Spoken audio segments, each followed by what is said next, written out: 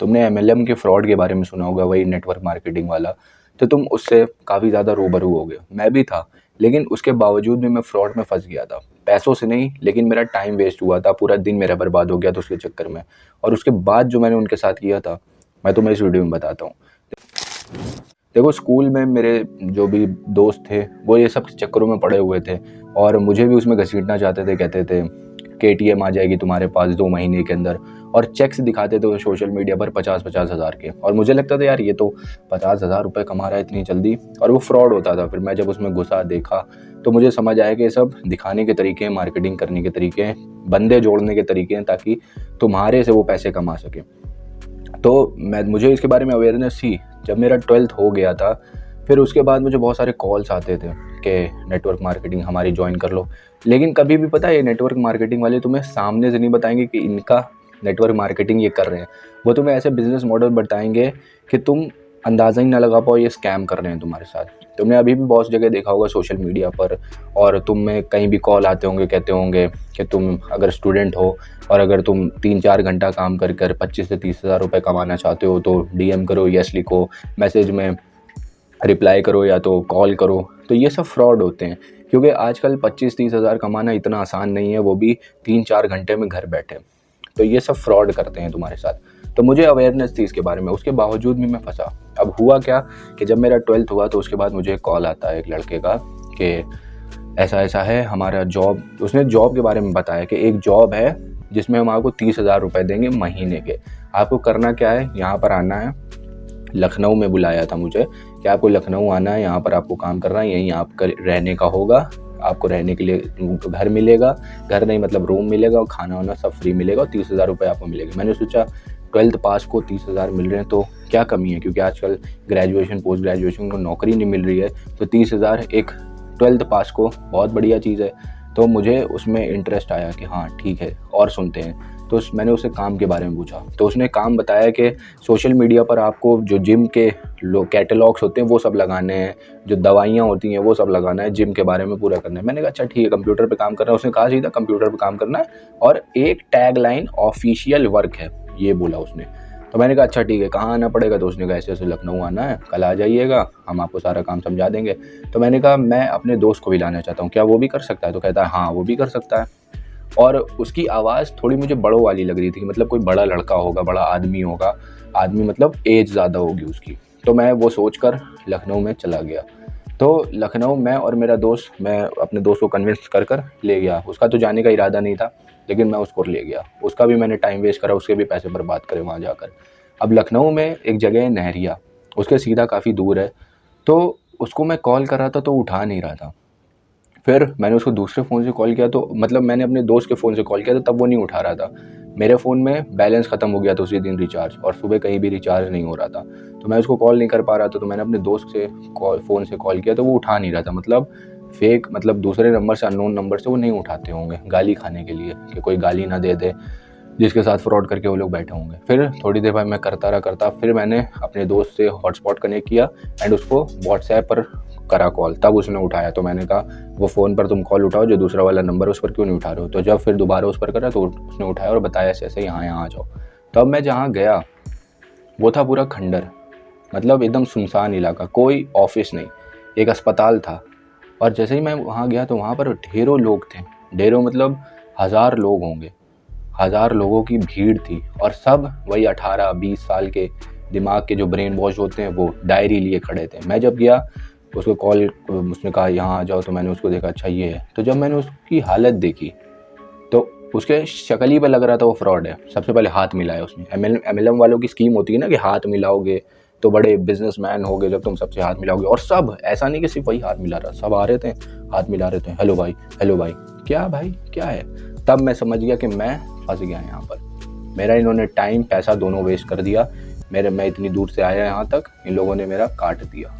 तब तो मैं कुछ नहीं बोला, मैंने कहा कि यहाँ मैं कुछ नहीं बोल सकता, क्योंकि यहाँ सब ब्रेन वॉश लोग हैं और इतनी भीड़, हज़ारों की भीड़ में हम 2 आदमी कुछ नहीं कर सकते। अगर अकेले होता तो मैं देख लेता उसको लेकिन वो हज़ारों की भीड़ में था, तो वहाँ पर मेरा चुप रहना ही ज़्यादा ज़रूरी था। मैंने सोचा चलो देखते हैं क्या, इतने लोग जो हैं, लड़कियाँ भी थी, लड़कियाँ कम थी और लड़के ज़्यादा थे, और ऐसे ब्रेन वॉश थे वो लोग कि मैं तुम्हें बता नहीं सकता हूँ। सब लोग हाथ मिला रहे हैं और एकदम लोफर टाइप के सब थे। और कुछ लोग थे जो कि लोगों को बुलाए थे, तो वो लोग नए लोग भी थे, वो भी थे, जैसे मैं और भी बहुत सारे लोग थे। तो वहाँ जब मैं गया ऊपर, तो इनके सर हैं, फॉरएवर वाले थे ये लोग। फॉरएवर के जो हैं, यूट्यूब पर एक वीडियो है, उसी को प्रमोट करते रहते कि देखो हमारे इतने व्यूज़ आए हैं। एक लड़का है फॉरएवर वाला, स्विफ्ट से आता है, लाल कलर की। तो मुझे तो कुछ नहीं पता था, मैंने ये वीडियो पहले देखी हुई थी, लड़के को भी मैंने पहले देखा हुआ था कि ये लोग फ्रॉड करते हैं। फ्रॉड मतलब ये MLM वाले हैं, इन लोगों को अलग ही स्कीम बताते हैं। तो जब मैं वहाँ बैठा जाकर अपने दोस्त के साथ, तो क्या था, जो नए लोग थे उनको चेयर पर बैठा रहे थे और जो पुराने लोग थे वो ज़मीन में बैठ रहे थे। तो अब हम लोग नए थे, मैं और मेरे दोस्त, तो हम लोगों को चेयर दी गई, वहाँ बैठा लग गया। फिर थोड़ी देर इंतज़ार करा, मतलब इंतज़ार भी करवाते हैं कि प्रोफेशनल लगे।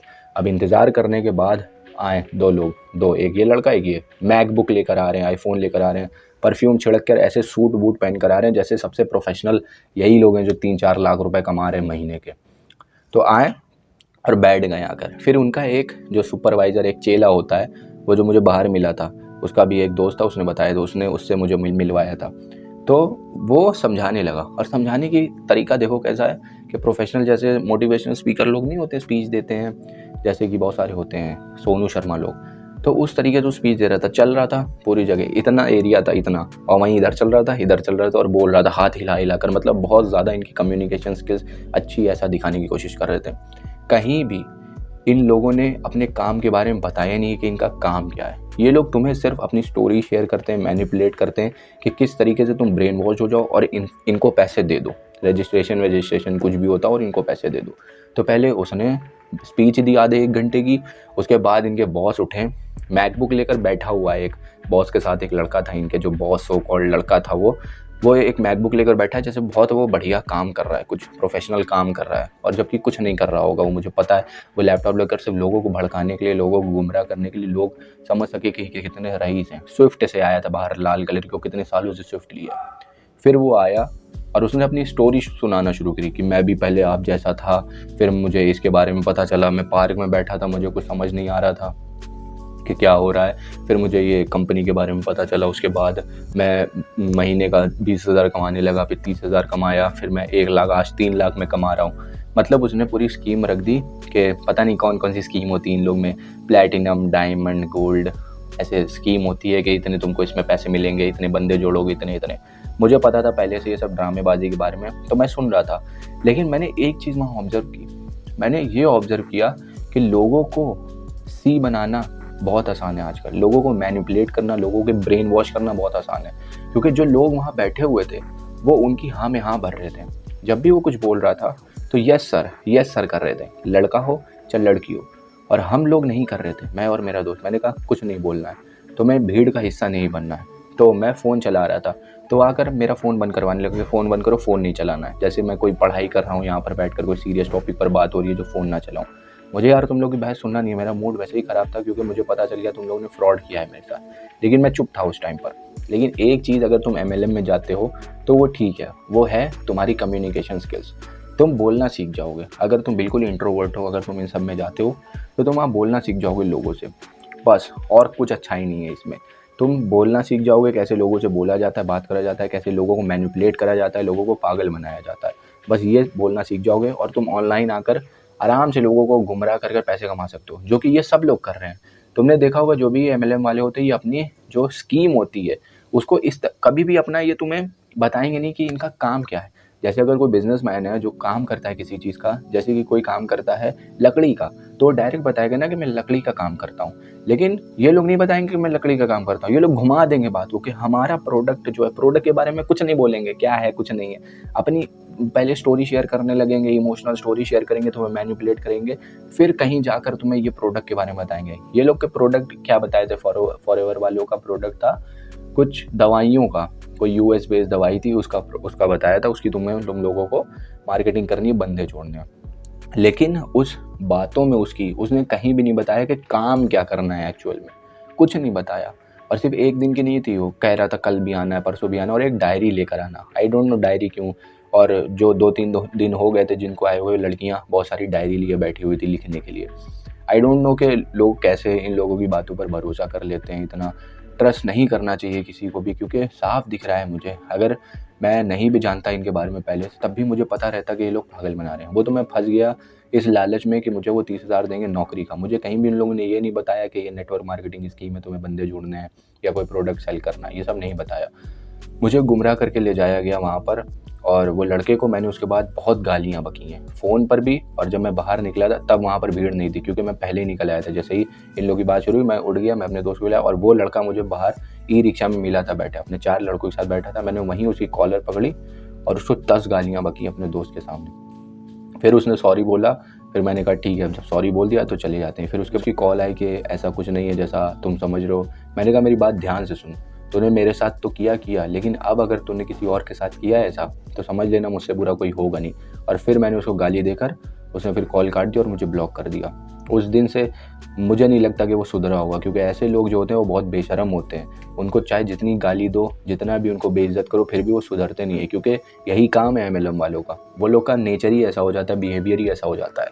बहुत पसीना आ रहा है। तो तुम MLM के बारे में इतना अवेयरनेस तो फैली गई होगी संदीप महेश्वरी की वीडियो के बाद कि तुम कभी फ्रॉड में ना हो, लेकिन ये जो इन लोगों का तरीका है कि अपने काम को छुपा कर उसकी आड़ में कुछ और ही बताते हैं कि ऐसा ऐसा है जॉब, आपको ऐसी नौकरी मिलेगी, ऐसा कुछ होगा, तो इसमें मत फंसना। और ये लोग बहुत ज़्यादा दिमाग लगाते हैं हर एक चीज़ में, लोगों को गुमराह करने के चक्कर में, तो तुम मत फंसना। हो सकता है तुम मेरी इस स्टोरी से बहुत ज़्यादा सीख लोगे और कभी ऐसे चक्करों में नहीं पड़ोगे।